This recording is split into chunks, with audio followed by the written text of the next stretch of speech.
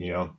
Thanks, Matt. I think, I mean, it's so in the book we refer to something as a ringleader. It's not doesn't have any negative connotation to it. It's not a mafia boss or someone bad. It's really just somebody that has influence, and this can either be a senior executive, or someone in the organization that, when they talk, people tend to listen. And identifying that role first and having that champion in your corner is probably the most important individual to bring in from a people perspective.